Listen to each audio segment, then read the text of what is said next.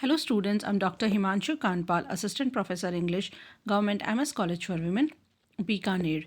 Today we are going to discuss the poem Go and Catch a Falling Star written by Donne. If we have a look at the title of the poem, it is referred to as Song Go and Catch a Falling Star. Donne's song Go and Catch a Falling Star, first published in 1633, is a fantastical take on a traditional and misogynistic theme. Misogynistic means showing hatred or prejudice against women, women's supposedly inevitable infidelity. The poem, simply titled Song, is often referred to by its opening line, Go and Catch a Falling Star, to distinguish it from other poems published as Donne's Songs and Sonnets. This 27-line poem is deceptively light upon first reading, as so much of Donne's poetry appears. On the surface, it suggests attitudes about love and the relation between the sexes, but once again, Donne's poem carries a spiritual metaphor. So, this poem reflects upon the impossibility of finding the perfect female. In the poem Song Go and Catch a Falling Star, the poet asks the reader to do a series of unattainable tasks in search of a true and worthy fair woman. Almost at the beginning of the 17th century, there appeared a school of poets known as metaphysical poets, whose works are marked by bold and ingenious conceits or clever conceits, incongruous imagery which is not in harmony or not in keeping with the surroundings, and complexity of thought, frequent use of paradox, and deliberate harshness or rigidity of expression. So, the main themes of their works are love, death, and religion in colloquial language with various rhythm and melody. John Donne is referred to as the chief representative poet of this school. So, this poem is Donne's works are all full of odd images, and this poem is no exception. Go and Catch a Falling Star. So, the first stanza begins with the mythological images to express the existence of impossibility. In the poem, so Go and Catch a Falling Star, the poet asks the reader to a series of unattainable tasks in search of a true and worthy fair woman. The reader is told to do impossible things such as catching a meteor, a falling star, getting a mandrake root, a mythological root connected with witchcraft, finding out who split the devil's foot, or teaching the poet to hear the songs of mermaids, or how to keep off from the sting of envy.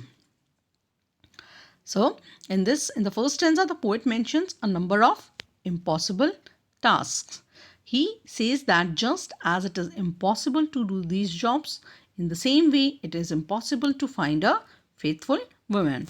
The poet asks the readers to find out the wind that helps an honest mind to advance in life, or to find a true and fair woman after a lifetime of travels. The poet gives some examples of impossible tasks. First task is of catching a falling star. In the beginning lines of the poem, he says that go and catch a falling star.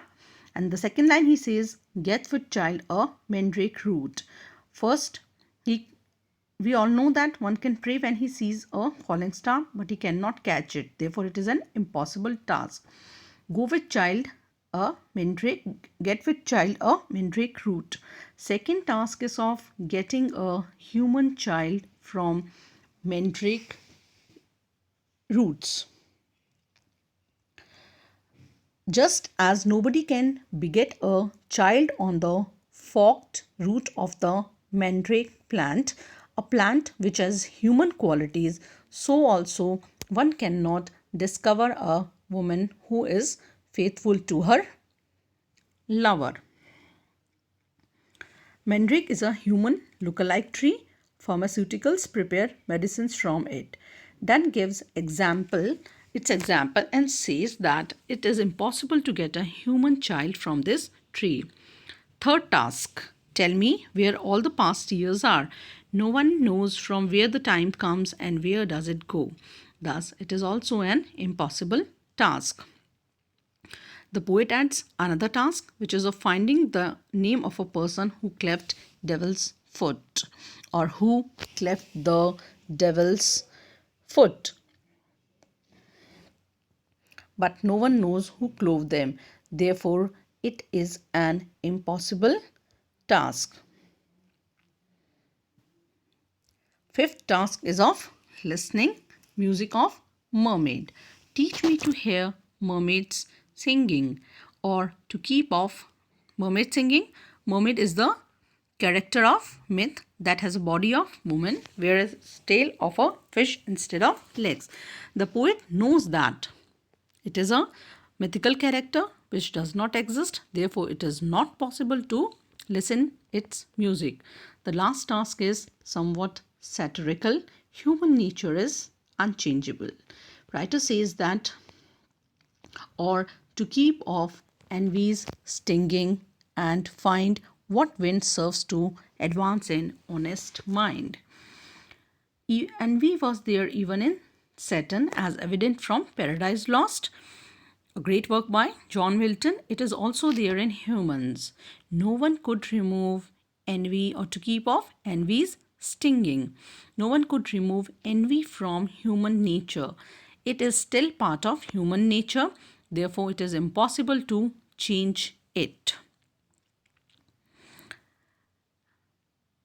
Donne believes that all the above works are impossible. However, he says that one may make these tasks possible, but he cannot find a true and loyal woman. From these instances, it is obvious that John Donne is master in creating far-fetched, amazing examples.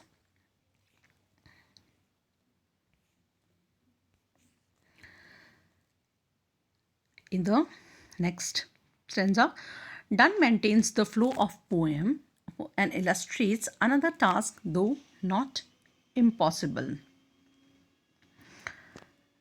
The poet is very keen on discovering a true and fair woman, if there be any such in the world. If anyone tells the poet that there is such a woman, he would go on a pilgrimage to see her.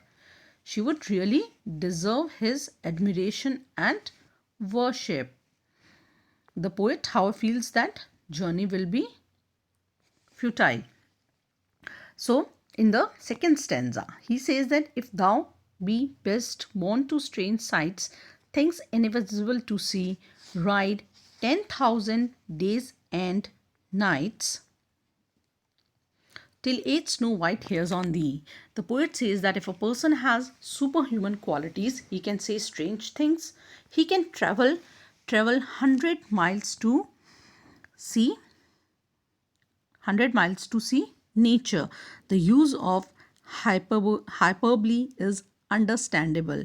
10,000 days and nights till age snow white hairs on thee. The witty are this is what to see nature. Also, he can see the whole. He can travel 100 miles to see nature. Also, he can see the whole world until his hair turns grey.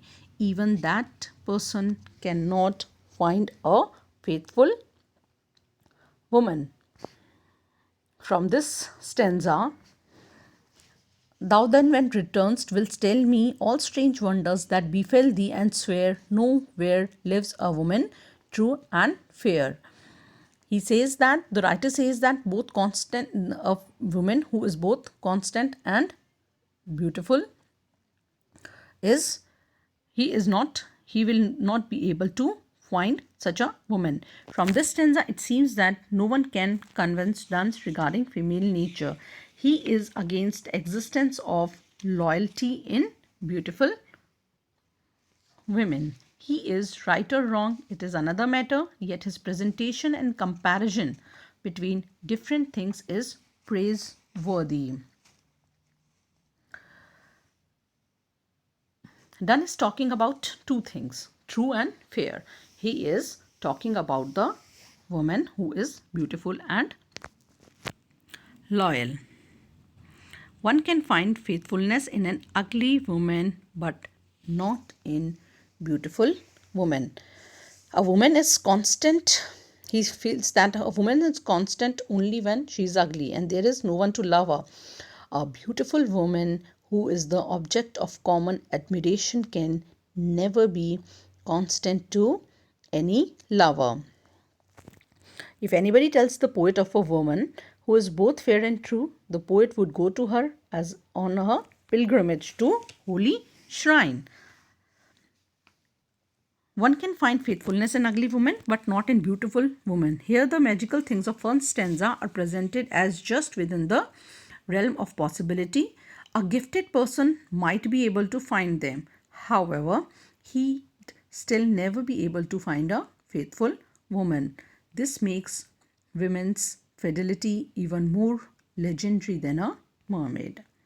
At the beginning of the final verse, if thou finds one, let me know. Such a pilgrimage was sweet. Yet do not, I would not go. Though at next door we might meet. Though she were true when you met her at last till you write your letter. Yet she will be falser. I come to 2 or 3. Donne keeps, at the beginning of the final verse, Donne keeps alive hope for the discovery of a faithful woman, which would be a highly valued goal for any long journey. If thou finds one, let me know. Such a pilgrimage were sweet. Such a woman, if anybody tells the poet of a woman who is both fair and true, the poet would go to her on pilgrimage to some holy shrine. Such a woman is really worthy of worship and adoration. By using the term pilgrimage, he evokes thoughts of religion or a spiritual creed requiring a quest. But on second thought, the poet realizes that it would be futile to undertake such a journey. However, the speaker declares that while his listener might travel far for such a prize, he would not even step next door to meet such a woman should the traveler write to him of her existence, as she would probably have changed by the time he arrived. So the writer feels by the time one writes a letter to her, she would have had 2 or 3 other lovers. A woman's constancy is short-lived and is not to be relied upon. The abrupt colloquial opening of the poem is to be noted. No conventional verse patterns of accents and rhythm has been followed. The poem reveals Donne's satirical, cynical attitude towards womanhood. He thus breaks away from the Petrarchan tradition While the poets following the Petrarchan tradition made of woman a heroine or a goddess worthy of love and admiration, the metaphysical poets poked fun at woman's fashions, weaknesses, and faithlessness. The fickleness of women could be more easily experienced than described. The cynical attitude to the fair sex in the early poems of Donne is in contrast with the rational attitude to love and sex to be found in the later poems. This is all about the poem Go and Catch a Falling Star, or the song Go and Catch a Falling Star, written by John Donne. Thank you.